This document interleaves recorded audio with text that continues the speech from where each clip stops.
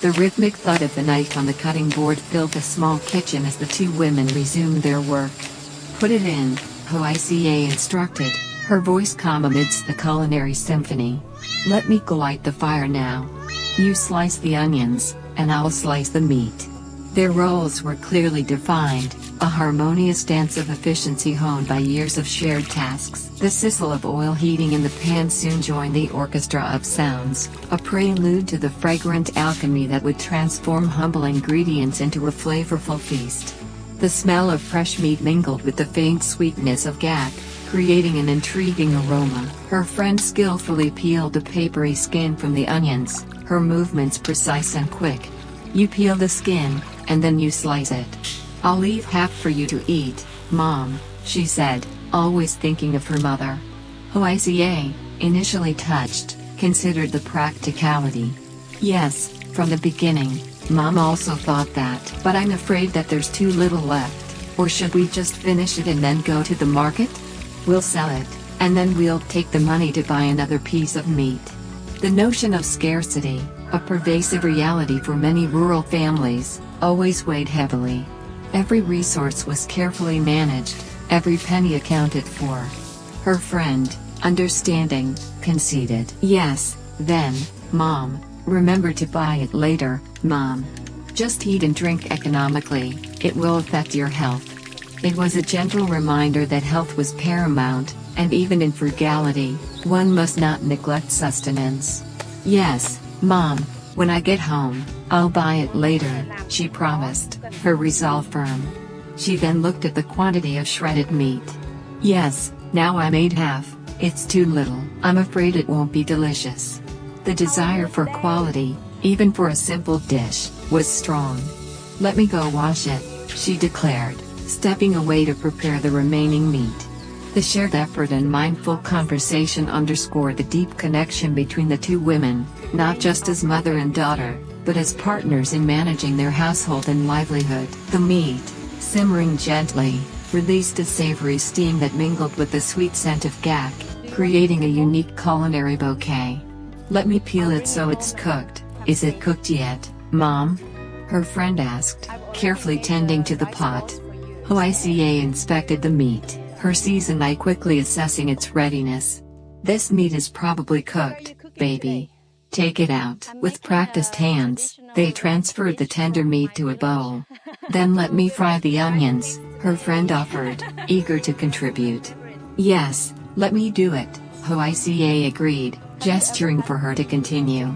"Yes, scoop it up, let me fry the onions." The kitchen, a small but bustling hub, soon filled with the intoxicating aroma of sizzling onions, a staple in Vietnamese cooking, signaling the next stage of their delicious preparation. Meanwhile, away from the domestic comfort of the kitchen, the atmosphere shifted to a more formal and serious tone. "Hello, comrade, please sit down," a voice boomed, addressing the village chief. "I invited the village chief here to ask you a few things." The speaker, Han, a local officer, exuded an air of authority, his demeanor reflective of the responsibilities he carried. He sat opposite the village chief, a figure respected and burdened by the welfare of his community. "Recently, I've also had quite a bit of time off. If it's long, I'll invite you to the office to ask a few questions about our village. What changes have occurred recently? I'd like you to provide information so I can start working again." Hung's words signaled a return to duty, a renewed focus on the village's challenges. "What do you want to ask about first?" "About the storm?" the village chief inquired, knowing the recent natural disaster was paramount in everyone's mind. "After the storm, how are the people's lives now?" The village chief's face, etched with the memory of recent hardships, softened slightly. "Well, after the storm, the people's lives are basically stable now. There was no loss of life, which is very lucky. But almost 90% of the crops and fields were swept away by the flood."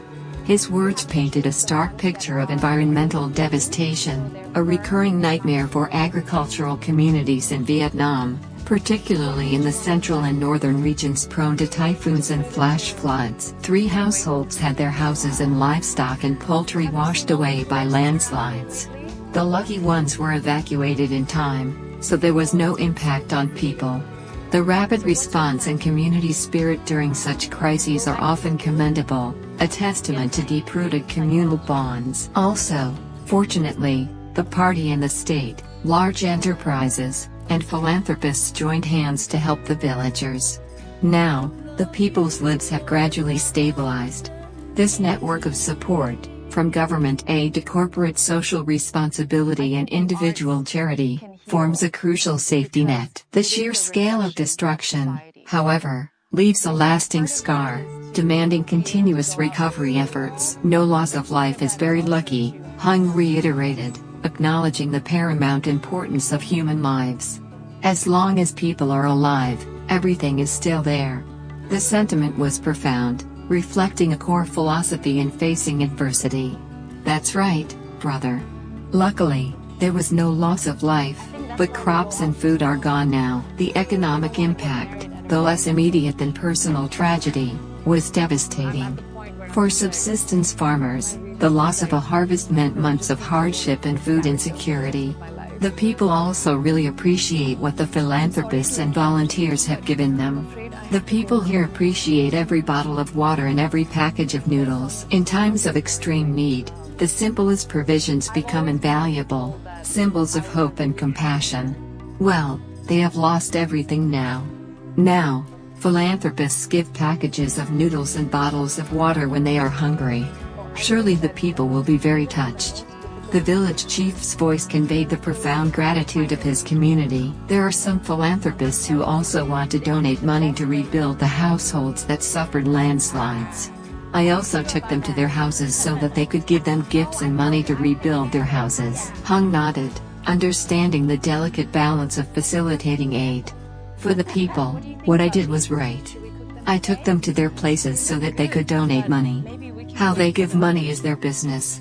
We have to bring them there. This direct approach, ensuring that aid reaches the intended recipients without intermediaries, is critical for trust and effectiveness, especially in areas vulnerable to corruption or mismanagement.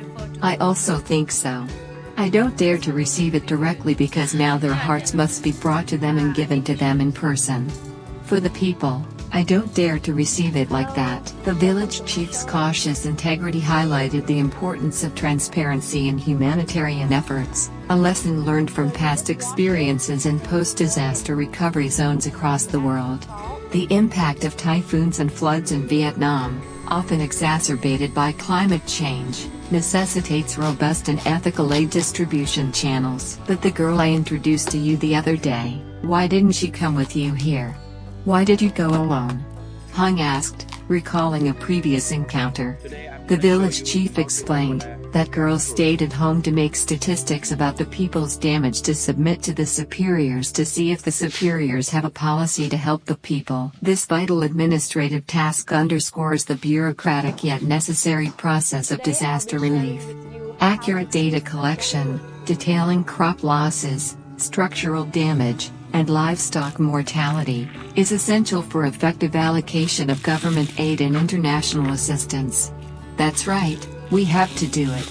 Details like that, see which households have how many sow of rice fields, how many sow of corn, which households have suffered a lot of damage. We have to make clear statistics. A sow is a traditional unit of land measurement in Vietnam. Precise data crucial for equitable distribution. When the government has a policy, a support book for people about this storm, the house that suffered more damage will get more. It must be made clear like that is right. Fairness and transparency in aid distribution are critical to preventing social unrest and ensuring sustainable recovery. But has your health condition stabilized recently? Hung inquired, showing personal concern. Yes, I am well again. Thank you, comrade. After a period of rest, I have recovered and returned to normal work. Hung then produced a document. This is a document on knowledge of preventing domestic violence that my superiors have just given me. Let me bring it to you. Let me and Ms. Mai study it carefully and then go and propagate it. The introduction of this document highlights an important social issue often exacerbated by stress and poverty in post-disaster environments. Domestic violence prevention campaigns are increasingly common in Vietnam, aiming to raise awareness and challenge traditional patriarchal norms. Let the people propagate it when they have a village meeting. Let the people understand it better so they can take the document home for reference. Community meetings serve as crucial platforms for disseminating information and fostering dialogue on sensitive topics. I'm also planning to organize a meeting this weekend, and I will inform the people, the village chief affirmed, ready to integrate this new directive into his community outreach. Then, Hung's demeanor shifted, his voice taking on a more serious tone. Comrade, village chief, has the smuggling problem continued like before? After the recent period, you have destroyed those networks, but they still do not know what fear is, comrade. This question cut to the heart of a persistent and dangerous issue plaguing border regions. Smuggling, driven by economic disparities and porous borders, remains a significant challenge, undermining local economies and fueling illicit trade. When you destroy the network here, they change the location to another place to do it. I'm also very worried about this problem. The adaptability of criminal networks, constantly shifting tactics and locations, makes law enforcement a continuous, uphill battle. These operations often involve goods ranging from consumer products and electronics to wildlife and narcotics, creating complex enforcement challenges. The economic impact on legitimate businesses, coupled with the security risks, is substantial. I hope you will work harder to completely destroy these networks so that people can have a peaceful life, Hung urged, his resolve clear. Some people are very scared. I also understand the situation of the people who have provided for them because the people have no money, forcing them to go to work. This acknowledgement revealed the tragic reality. Poverty and lack of legitimate opportunities often push vulnerable individuals, especially young men, into the clutches of criminal syndicates. The lure of quick money, however illusory, can be powerful when faced with destitution. There are some young men who go to work with these smugglers and cannot return, comrade. The village chief's voice was heavy with sorrow, alluding to the grim reality of human trafficking, a common consequence of cross-border smuggling operations. These young men are often exploited, enslaved, or disappear without a trace, their fates unknown to their families. This is a severe transnational crime issue, often involving forced labor, sexual exploitation, or organ trafficking, a dark underbelly of regional economic inequality and weak governance. The strategic location of Vietnam, bordering Laos, Cambodia, and China, makes it a critical transit and source country for human trafficking. Many times when they go to other countries, people traffic people. Those young men, some of whom cannot return. I understand this, comrade. You must crack down more strongly, comrade. The village chief's plea was not just for law enforcement but for the protection of his community's most vulnerable members. Hung, his face set with determination, offered reassurance. Rest assured, comrade. Go home, the work is only like that. I called you to ask about the situation of our village in the past time so that I can understand it. He aimed to gather intelligence, to piece together the fragments of information needed to strategize his next move against the pervasive criminal elements. When you get back, remember to read and study this document carefully to propagate it to the people, comrade. Hold a propaganda meeting so that the people can understand a little bit. He reiterated the importance of public awareness, both for social issues like domestic violence and for reporting suspicious activities related to smuggling. I ask your permission to go home first and try to work well. With a firm nod, the village chief departed, leaving Hung to ponder the challenges ahead, the fragile balance between stability and the lurking shadows of crime. Back in the cozy kitchen, the domestic rhythm continued. Mom, has Mr. Du paid all the money for the grapefruit the other day? Her friend asked, bringing up another aspect of their household economy. Hoai replied, has he paid all the money yet? Luckily, he sold it for you and did not take any wages. He only took the wages for hiring people to harvest. The rest he brought back to pay mom. This detail highlighted the informal, trust-based networks in rural commerce, where personal relationships often facilitate fair dealings. Mom, she has not spent it. Mom also told Ha, then all the things she sold, she will put into Ha's money too. When she has a lot, she will rebuild the house. The collective dream of the new house continued to be the focal point of their financial planning, a shared ambition binding the family. Yes, this season the grapefruit harvest is also good, right, Mom? Her friend inquired, acknowledging the fruit's contribution. Well, luckily, Hung called Mr. Du to do the same business. If I had sold it to someone else, Mom would have lost a few million BND. This casual mention of Hung's indirect assistance underscored his helpfulness, a subtle thread connecting the two narratives. It also highlighted the vulnerability of farmers to exploitative middlemen and the value of reliable connections. Every year, Mom only sold 8 million BND. A significant sum for a rural household, yet still a small piece in the larger puzzle of rebuilding. So, have you finished drying all the rice? Her friend pressed on, listing the agricultural tasks. Mom, I dried it and sold it. Mom said that she was the only one at home. She only had 2 bags to eat. The rest she sold. She was afraid that if she left it for a long time, she wouldn't be able to finish it all, and it would get wormy. Just have enough to eat. Practicality dictated these decisions. Excess was converted to cash, ensuring both sustenance and a modest income, a hallmark of subsistence farming. Yes, Mom, recently, Mom has finished all her work. The rice has been harvested, and the grapefruit and everything is done, her friend observed, a hopeful note in her voice. This time, Hung has also gone to work. Mom, come live with me and Tony, Mom. It was an earnest invitation, a longing for her mother's presence to fill the quiet home. But Lyhoaica gently shook her head. Mom, you can't go anywhere yet. Although the work is over, Mom has received a patient. That patient came and asked Mom to get medicine. You have to stay home to get medicine. Give them the medicine now. If Mom goes into the house, they will know where to find Mom. Where did Mom receive it? Mom can't go yet. This revelation painted Lyhoaica not just as a mother, but as a traditional healer, a source of comfort and remedies within her community. Her commitment to her patients, often relying on herbal knowledge passed down through generations, was a sacred duty, reflecting the informal yet vital healthcare networks in rural areas. Mom also knows that now Uncle Hung is away alone. You have to stay at home alone, having to look after Tony and go to work.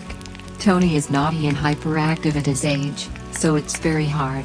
Try your best, Mom, Lyhoaica said, acknowledging her daughter's burdens. Receive someone to get the medicine. Mom can't go. When will you get the medicine? After they finish, Mom will come in with me. I'll look after Tony for you.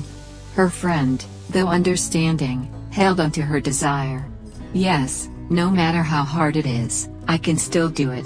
I just want Mom to come live with me and Tony. Let the house be warm and have someone with a voice, it'll be happier. The simple longing for a full, warm home, the comfort of shared presence, was deeply moving. Mom, thank you very much, but now Mom can't go. When will you finish getting the medicine? Mom, come in. Lyhoaica promised, her heart touched by her daughter's plea. The conversation then shifted back to the culinary task. Yes, but Mom, this meat is shredded. What do you do now? Her friend asked, unsure of the next step for making the floss. I'll go upstairs, get the blender, grind it. Make it small. Make it fluffy. Blend it, then fry it again. Make it dry. Put it in sticky rice. Make it delicious. Lyhoaica's instructions were precise, outlining the meticulous process of creating perfect meat floss. Yes, because I've never made this shredded meat before, so I have to ask Mom. It was a moment of intergenerational knowledge transfer, a beautiful tradition in itself. Just do it once or twice, and you'll get used to it, Lyhoaica reassured, her wisdom extending beyond cooking. Yes, this onion is almost ready, my child, Is it done yet? The tantalizing aroma of golden fried onions filled the air, the first step towards the savory meat floss. Mom, this meat still has to be fried until it's golden brown and fragrant, Mom, her friend noted, meticulously following Lyhoaica's instructions.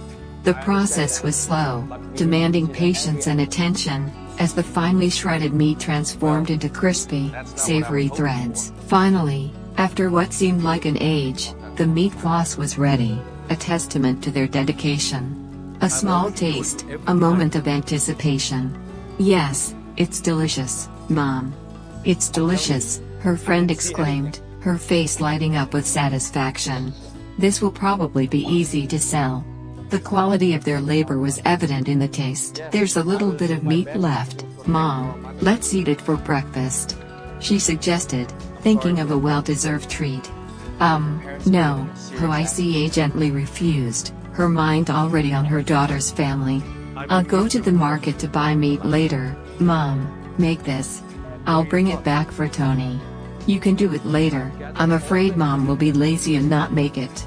Mom won't have food to eat. Her daughter, understanding Lyhoaica's selfless nature, insisted, let's put 1 or 2 boxes on the table when we get home.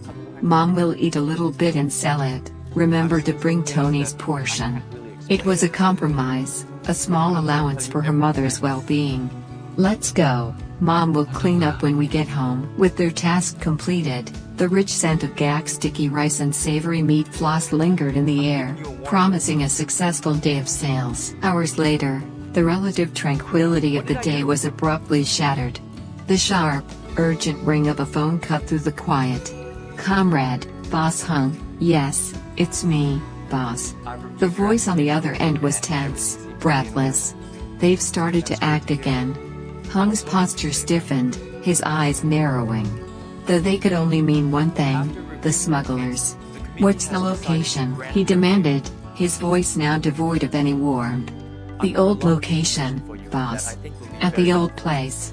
The information confirmed his worst fears. The criminal network, despite previous crackdowns, was resilient, tenacious. At the old place, yes, comrade. Keep a close eye on them. Let me go there.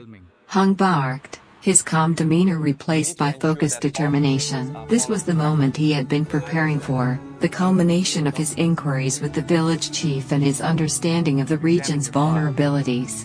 The shadows of illicit trade, which the village chief had lamented, were now materializing into a direct threat. Unaware of the impending drama, Lyhoaica's friend continued her morning rounds, selling the delicious gak sticky rice.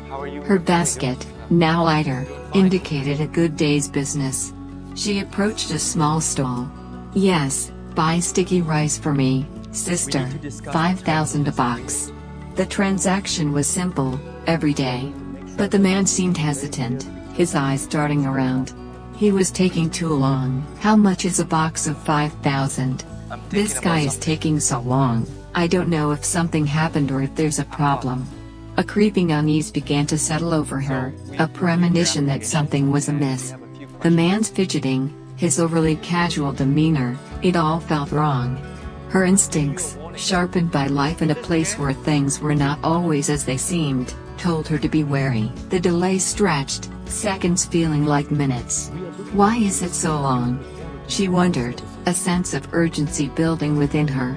Just as her patience wore thin, a familiar figure appeared. Big brother, big brother, big brother, he's here. The man greeted the newcomer with a nervous familiarity. The newcomer, a grim-faced individual, demanded, "Are you here? Is there a problem? Why are you so late? Where's the goods? Give me some. Let me see." The exchange was terse, laced with an unspoken tension that had nothing to do with sticky rice. As the newcomer inspected the goods, not food, but something illicit hidden within their seemingly innocent containers, the protagonist's unease turned to alarm. "The goods are fine. It seems better than last time." The words confirmed her suspicion. This was no ordinary transaction. She realized, with a sickening lurch, that she had stumbled upon a smuggling operation. This was the dark underbelly the village chief had spoken of, the network Hung was pursuing. "Here's your money. You count them. Now the goods are mine, you don't need to count them. Don't worry, that's enough. The words were delivered with a dismissive arrogance. But before the exchange could be completed, a new voice cut through the air, sharp and authoritative. Stand still. Everyone, stand still. It was Hung, appearing as if from nowhere, flanked by his team. The element of surprise was complete. Stand still, Kia. Stop, stop, Kia. Stop right now. Stop, Kia. Stop, he shouted, identifying one of the smugglers. The scene erupted into chaos. The smugglers, startled, broke ranks and scattered. The man with the goods bolted, his movements frantic. Where did he run so fast? Hung questioned, his eyes scanning for any sign. The ground, still damp from recent rains, offered a clue. Luckily, I almost got caught. I don't know if he ran up or down. There are footprints. The chase was on, a desperate scramble through the rugged terrain, each stride a pulse of adrenaline. The officers fanned out, their training kicking in, triangulating the fleeing suspect. The air was thick with tension, the sounds of pursuit echoing through the quiet landscape. Suddenly, a voice, firm and commanding, rang out, cutting through the silence of the chase. Stand still. You've been surrounded. Stand still. You've been arrested. The net had closed. The smuggler, trapped, raised his hands in surrender, his defiance crumbling. Please forgive me, he mumbled, the fight draining from him. Hung's voice was stern, unforgiving. You guys are too arrogant. You don't respect the law. The capture, swift and decisive, brought a temporary end to this particular illicit operation, but the fight against the shadows of smuggling, a battle for the soul and safety of the community, would undoubtedly continue. The soft, morning light, filtering through the lush leaves of the mango tree, cast dancing shadows across the small courtyard as Lyhoaica, her voice a warm embrace, greeted her viewers. A good new day to all. Thank you for your interest and for following my channel. A gentle smile touched her lips, a familiar comfort for those who tuned in daily. Moments later, a familiar voice called out, Mom, oh baby, hello Mom. It was her friend, already arriving as the sun began its ascent. What brings you here so early? Lyhoaica asked, her tone filled with affectionate surprise. I just came to visit you, her friend replied, stepping through the gate, a large basket clutched in her hand. Come in, baby, come in. Lyhoaica watched as her friend carefully placed the basket down, revealing a bounty of ripe gak fruit, their skins a rich, vibrant orange red. What are you doing with all that gak? Lyhoaica inquired, a hint of curiosity in her voice.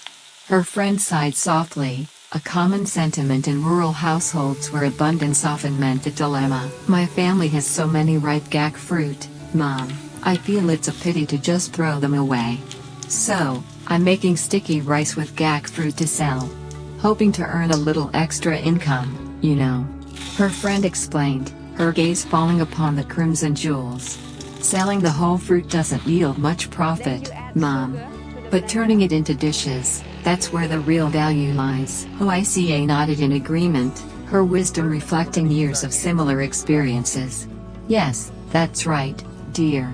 Transforming them into delicacies to sell is indeed more profitable. I think so too. Anyway, there's nothing much to do at home, so if you can make some extra money, that's wonderful. In rural Vietnam, such ingenuity was not just a skill, but a necessity, a testament to the resilience and resourcefulness of its people. Gak fruit, often called the fruit from heaven, holds a special place in Vietnamese culture. Its striking red pulp, rich in beta-carotene and lycopene, symbolizes good fortune and prosperity, especially during the Lunar New Year, Tet. Beyond its festive appeal, it's revered for its health benefits, often used in traditional medicine and daily cooking, transforming humble sticky rice into a vibrant, nutrient-packed dish. Lyhoaica noticed her friend's attire, ready for an outing. Are you going out or planning to do something else today? She asked.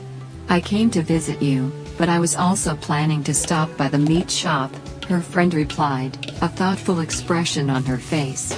I want to buy some meat for you, Mom, to nourish your health. And I'll buy some for myself too. This simple gesture of care resonated deeply with Vietnamese traditions, where looking after one's elders is a sacred duty, and sharing food is an act of profound love. Lyhoaica, touched by the thoughtfulness, quickly offered, are you busy today, or will you stay here and help me make the sticky rice? Her friend smiled, shaking her head. No, Mom, I'm not busy. A spark of an idea lit up Lyhoaica's eyes. Or do you think, if there's meat, making more floss to mix into the sticky rice would make it even more delicious, baby? She suggested, her culinary instincts taking over. Meat floss, or ruoc, is a beloved Vietnamese condiment, savory and finely shredded, adding a depth of flavor and texture that elevates many dishes. Yes, cut a portion to make the floss, and Mom, save a portion to eat, okay? Her friend proposed, always mindful of her mother's needs. That's perfectly fine. If it's not enough, Mom, we can always buy more later. The conversation, filled with pragmatic considerations and tender care, painted a vivid picture of a close-knit family, where shared labor and mutual support were the foundations of daily life. The prospect of earning a bit more, even from something as simple as gak sticky rice, brought a quiet hope, a all but significant step towards a more comfortable future. Mom, I've prepared everything, her friend announced, gesturing to the cleaned rice and the vibrant gak fruit laid out. Lyhoaica, ever practical, paused. Yes, dear, but buying meat now would cost quite a bit of money. So, I don't dare to buy it. Her friend, understanding the financial constraints, immediately offered, let me help you do it, Mom. The two of us will manage. Their hands, calloused from years of work, moved with practiced ease. The simplicity of their kitchen, though lacking modern appliances, was rich with the aroma of tradition and the warmth of shared effort. As they worked, her friend admired the gak fruit. Mom, where did you grow this gak fruit? Why is it so big? Lyhoaica chuckled softly. I grow it right behind the house. Every year, after harvesting, we just cut the vine, and it grows back again. Next year, we can harvest it all over again. Her tone reflected a deep connection to the land, an intimate understanding of its cycles. Yes, it looks beautiful, doesn't it? Her friend agreed, genuinely impressed by the bountiful harvest. Always, Lyhoaica affirmed, her eyes sparkling with contentment. This year, I feel very happy. My children bought me gifts on October 20th. I've never received a gift on October 20th before, not since I was little. This year, and you both gave me something. I felt truly happy and excited. Her words carried a poignant resonance. October 20th, Vietnamese Women's Day, is a significant celebration, honoring women's contributions to family and society. For many women of Lyhoaica's generation, personal celebrations and gifts were often secondary to the daily demands of family and farm life. This newfound recognition, a simple gesture of love, filled her with a profound, almost childlike joy. Yes, Mom, that day I was also very happy and surprised, her friend chimed in, recalling her own cherished memories. This year is the second year since Hero and I met. Hero always gives me a surprise on Vietnamese Women's Day. He cooks delicious dishes and gives me flowers. He is very thoughtful and caring, Mom. Her voice softened, a tender affection evident in every word. In a society where traditional gender roles often placed men in a less expressive, more provider-focused role, Hero's attentiveness was a refreshing, modern touch. It spoke of a partner who understood the importance of emotional connection, who valued his loved one's happiness beyond material provisions. I hope that from now on, you and I will always be happy and no longer disadvantaged like other women. We will always be happy, her friend concluded, a heartfelt wish for both herself and her mother, for a future filled with equity and joy. Lyhoaica gently patted her friend's hand. Mom also hopes that it will be like that, my dear. Did Ha call to congratulate you on October 20th? She asked, her thoughts turning to her son. Yes, Mom. Ha is also a very wonderful man, her friend confirmed, pride in her brother's growth evident. He thoughtfully called to congratulate you and also asked about Tony's studies and Tony's health. Lyhoaica nodded, a serene smile gracing her lips. Mom also sees that he has changed a lot now and cares about Mom. He also calls and talks to Mom more. This observation was not just a passing comment, it was a deep reflection on a son's journey, from perhaps being preoccupied with his own life to now actively engaging and showing affection for his mother. In Vietnamese culture, filial piety is paramount, and a child's care for their parents, especially in their later years, is highly esteemed. Ha's transformation was a source of immense comfort and pride for Lyhoaica. Mom is afraid that he will have a hard time working, Lyhoaica admitted, a mother's perennial worry. But Ha keeps saying that I have an easy job, Mom, don't worry. I have an easy job now. Mom also feels secure and happy. This reassurance, however simple, meant the world to her. Ha had also made a significant promise, one that held profound weight in their family. Ha also promised Mom that he will try to work to earn money this year, but he hasn't taken Mom out yet. Next year, when he has money, he will take Mom out. Her friend listened, a hopeful expression on her face. Yes, I also really hope that he will be successful so that every holiday season, he will come back to take Mom out and cook delicious dishes for Mom, so that Mom won't be lonely anymore. Being alone like now, I also really hope it will be like that, my child. The yearning for family connection, for shared moments, was palpable. Loneliness, a quiet companion for many elderly parents in rural areas whose children have moved to cities for work, was a constant concern. This year, I also see a lot of changes, her friend continued, reflecting on Ha's evolving character. Ha also cares for me and loves me more. I also have a child, I am very happy. But the other day, Ha called and told me that she got her salary, but she hasn't come home yet, so she hasn't brought money home yet. I told her to bring it home when she comes home. She promised me that she will change and save up to build another house for Mom to live in instead of this dilapidated house anymore. Mom is also very happy. All the money Mom sold flowers and other things, Mom still left there, waiting for when she saves enough money, then Mom will discuss with Ha to rebuild the house. But now, it's still not enough. The dream of a new house, solid and secure, replacing their old, weathered home, was a tangible symbol of their collective aspirations. It represented stability, comfort, and a lasting legacy. Every small earning, from selling flowers to gak sticky rice, was carefully set aside, a testament to their enduring hope and the power of their shared goal. Yes, so, has Hero gone to work yet, Mom? Not today, right? Her friend asked, changing the subject to Hero. Lyhoaica smiled. Yes, on October 20th, when he came back, he said, please, just take one day off, Mom. That day, he took me to see the scenery in a very beautiful place. There were lots of flowers. We went there to rest and relax.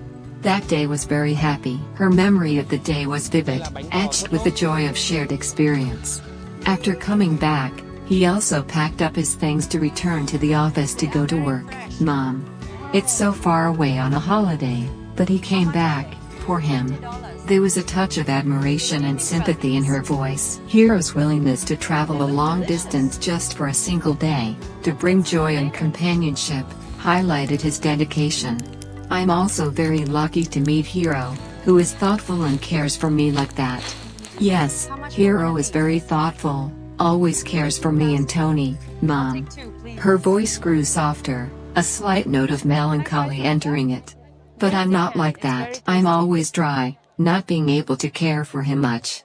Sometimes I think in my head, but the way I express my feelings is not good. I'm just afraid that Hero will not like me in the future for that, Mom. This was a raw, honest admission, revealing a deep-seated insecurity. She, a woman rooted in the practicalities of rural life, felt she lacked the sophisticated emotional expression or the refined education to match her partner, a cadre who had experienced and learned much. Her fear, though unspoken, was that her perceived simplicity might eventually push him away. Lyhoaica immediately sensed her friend's internal struggle and offered reassurance, her voice steady and wise. "Mom, don't worry. Mom thinks Hero will never be like that. He is a good person. Mom sees you are also very hardworking and gentle."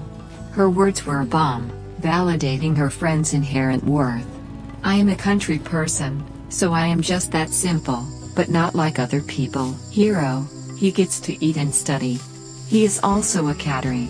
He goes to many places and encounters a lot. He will know more, he will care more attentively to me."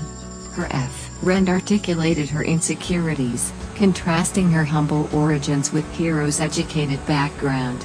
This internal conflict is common for individuals navigating relationships across different socioeconomic and educational backgrounds, particularly in evolving societies like Vietnam. The cattery status implies a position of respect and influence, often associated with intellectual pursuits and a broader worldview. "But I also have to learn gradually. I am too simple. When they say I don't know how to learn and absorb," she continued, lamenting her perceived deficiencies. Lyhoaica, however, offered a more constructive perspective. "You just study hard, care and encourage him." "Yes, don't let it slip." It was an encouragement not to change who she was fundamentally, but to embrace growth and self-improvement, to meet her partner with an open heart and a willingness to learn. "Yes, I will remember what Mom told me," her friend promised, her spirit lifted by the gentle guidance. "Okay, baby. Mom, let's do it," Lyhoaica declared, bringing their attention back to the task at hand. The kitchen was filled with the rhythmic sounds of preparation. "Yes, Mom thinks making 2 portions is enough, baby. Too much will get mushy. And this one isn't cooked yet." She referred to the gac pulp, vibrant and potent. "When you come back, I will bring it home so it is red, then I will make sticky rice for Tony to eat." The thought of Tony, her son, always brought a special warmth. "Yes, okay. Wait a bit. I will bring it home to make sticky rice for Tony to eat, Mom. Tony also likes to eat sticky rice. Every time, Tony eats a lot of sticky rice, Mom." The simple joy of preparing a favorite dish for a child underscored the deep maternal bond. "Mom, this sticky rice with gac fruit is very soft, baby." Lyhoaica picked up a small portion, testing its texture. "Yes, let me see." Her friend examined it. "The sticky rice is very tough. Maybe Mom cut it with seeds or something. It's very tough, but a beautiful color, right, baby?" They meticulously checked the ingredients, ensuring perfection for their customers, and for Tony. The vibrant crimson of the gac-infused rice glowed in the light, a testament to the fruit's rich pigment and the care put into its preparation. The kitchen became a hub of shared labor, quiet conversation, and an unspoken bond that transcended the simple act of cooking. It was a space where traditions were upheld, worries were eased, and love was woven into every dish.